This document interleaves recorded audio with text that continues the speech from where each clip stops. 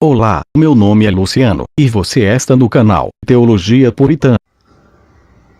Continuando o nosso estudo sobre a Trindade, a doutrina da Trindade, estamos na segunda parte do livro Fundamentos Bíblicos para a Trindade, conhecendo o Deus triuno, o Deus bíblico, o Deus verdadeiro. Para iniciar o nosso estudo deste vídeo, é curioso levar em consideração três situações ou três coisas que estão presentes na fé israelita preservada no Antigo Testamento, ao evocar o Shema, o conhecido Shema, mencionado em Deuteronômio capítulo 6 e verso 4. Conhecido pela vastidão do cristianismo, este Shema tem um peso fundamental para a fundamentação da doutrina bíblica da Trindade. Todavia, ao mesmo tempo, os unicistas usam esse texto para distorcer o contexto e o texto de Deuteronômio 6,4 e para negar a doutrina da Trindade. Porém, daremos aqui uma breve resposta aos unicistas que se dizem protestantes e herdeiros do cristianismo. Todavia, é mais uma seita pseudo-cristã. Bem, eu peço a vocês que a primeira coisa a ser notada dentro da estrutura do Shema é o ensinamento de que Deus é singular, ou seja, tem uma singularidade, ou seja, Deus não é uma pluralidade, não existe vários deuses. E também, o segundo ponto, dentro dessa estrutura, temos a unicidade. E por fim, o Shema também ensina, de uma forma muito literal, a questão da identidade, da divindade de Deus, de Elohim. Vamos explorar a frase de Deuteronômio 6,4 neste vídeo, onde o Senhor é o nosso Deus, é o único Senhor. Este é o famoso Shema, em Deuteronômio 6,4. É fato que existem muitas interpretações por diversos grupos religiosos. Porém, cabe aqui lembrar e ressaltar que é necessário uma verdadeira hermenêutica e exegese do texto para compreender o sentido original do autor para o público, o qual muitas pessoas, até conhecedores dos estudos bíblicos, não fazem. Os motivos são vários. Mas, voltando à questão, se você observar atentamente, a primeira coisa dentro dessa estrutura do Shema de Deuteronômio 6,4 é que está a singularidade de Deus. Outras passagens bíblicas reforçam esta ideia, esta doutrina, esta afirmação. Por exemplo, o Deuteronômio 6, capítulo 5, verso 7, 1 Reis, capítulo 8, verso 60, Salmos de número 96, verso 4 ao verso 5, o próprio livro de Gênesis, no capítulo 1, é onde Elohim aparece no plural e o verbo criar, bará, está no singular. Temos outros verbos também em Gênesis 1, Gênesis 2 também, façamos, e assim por diante.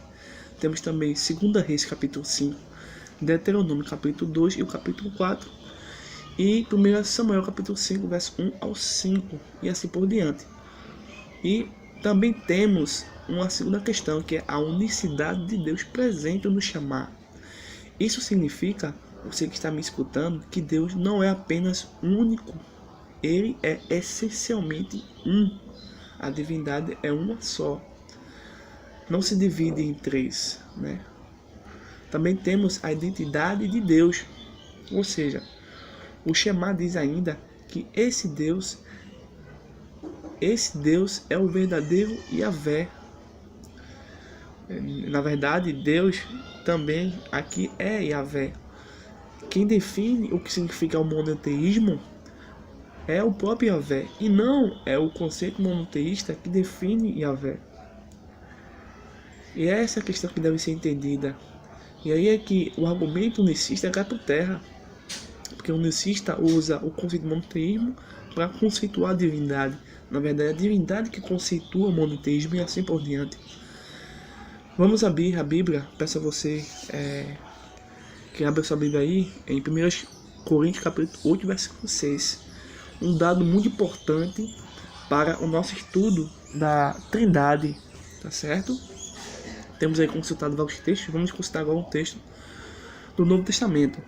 É 8:6 de 1 Coríntios, que diz assim: todavia, para nós há um só Deus, o Pai, de quem são todas as coisas, e para quem existimos, e um só Senhor, Jesus Cristo, pelo qual são todas as coisas, e nós também por Ele. Um texto fundamental para o nosso estudo.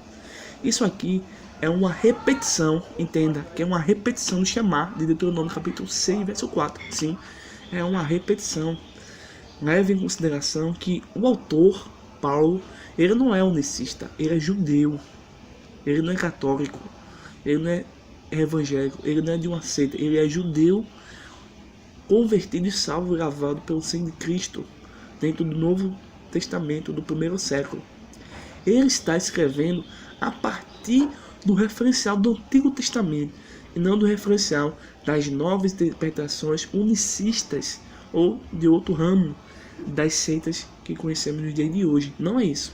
Ponto de partida de Paulo é a revelação que recebeu no Novo Testamento e os livros do Antigo Testamento. É preciso atentar e observar para este fato.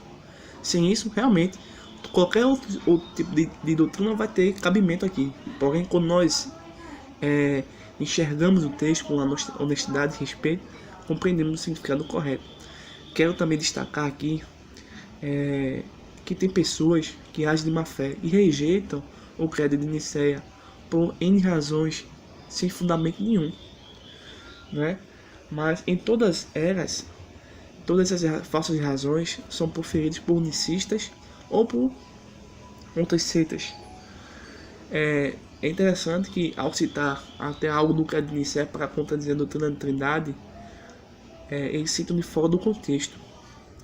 Por quê? Precisamos entender uma coisa, que em Nicéia, apesar dos termos serem ou foram usados termos filosóficos para defender a doutrina da Trindade, é interessante também notar que os termos usados para também defender o unicismo ou qualquer outra distorção da Trindade eram também filosóficos, né? E pelo fato de negar a Trindade porque se usava termos filosóficos, é preciso também negar o unicismo, né? O arianismo, eu usava também o termo filosófico, com outros vocabulários, obviamente. Então isso não tem fundamentação nem histórica e não é um bom argumento, porque a faca de dois gumes. Por quê? Todo o debate se tratava da própria linguagem deles e do vocabulário que eles tinham para compreender a entidade, a essência, a substância, o ente que eles estavam debatendo. E todos eles podiam usar os vocabulários do grego que estivesse disponível, ambos os grupos. Mas as pessoas de má fé, que não pesquisam honestamente a herança do cristianismo ortodoxo, começam a fazer uma caricatura equivocada da doutrina defendida pelo credo de Nicéia.